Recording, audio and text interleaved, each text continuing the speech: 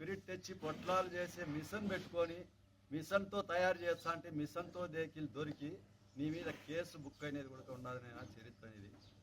అలాంటి చరిత్ర కలిగిన నువ్వు మాట్లాడుతాడు అంటే మా వాళ్ళ గురించి ఏమనాలో మాకు అర్థం కాలే. ఏదో సామె చెప్తా అంటారు పెద్దోళ్ళు, దయ్యాలు వేదాలు వల్లించినట్టు. అట్లాంటి దాని కూడా నువ్వు తరమయ్యే స్థాయిలో లేవు. ఎందుకంటే నువ్వు కనీసం నీ ఊళ్ళో గవర్నమెంట్ బోర్ వేయించి ప్రజలకు నీరు అందించాలని బోర్ వేయించే ఆ బోర్లో నుండి కూడా నీ తోటలకు బారబెట్టుకుంటాండే చరిత్ర నీది. అదేవిధంగా నీళ్లు లేక ఎంతోమంది ఇబ్బంది పడతాను వచ్చి ప్రభాకర్ రెడ్డి దగ్గరికి వచ్చి మా విధంగా నీళ్లు లేక రైతులు ఇబ్బంది పడతాను అని చెప్తే 5 లక్షలు ఖర్చు పెట్టి జేసీ సోదరులు సొంత నిధులతో మీ ఊళ్ళో బోర్ వేయించి ప్రజలకు నీరు ఇచ్చాండేది నిజమా కాదా? అది తెలియదా నీకు? ఇలాంటి ఎన్నో చెప్పుకుంటూ పోతే నీకు వైన్ షాపు ఏమాత్రం లైసెన్స్ లేకుండా మీ వాళ్ళతో పెట్టించి మునీంద్ర అనే వాంతో నువ్వు నెలకు ₹1,00,000 1,30,000 వసూలు చేసుకునేది చరిత్ర తెలియదా అనేది? అదేవిధంగా కొడవన్లపల్లిలో వెంకట్రాముడు అనేవాడు మట్కా కంపెనీ పెట్టి వాడు డబ్బులు ఇవ్వలేదనే ఉద్దేశంతో వాడిని తోట దగ్గరికి పిలిపించి నమ్మకంతో తోట దగ్గరికి పిలిపించి వాడిని చంపించే చరిత్ర నీది.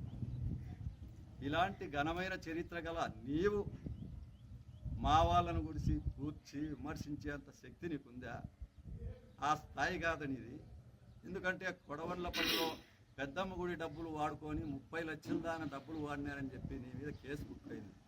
ఇంతవరకు దానికి చరిత్ర, దానికి కనీసం సమాధానం లేదు. ఆ డబ్బులు దేవుని సొమ్ము తింటే ఏమవుతుంది, దేవుని సొమ్ము తీసుకుంటే మళ్ళీ మనం బాగుపడతామనేది ఆలోచన కూడా లేకుండా నిర్భీతిగా దేవుని సొమ్ము కాజేయడం జరిగింది.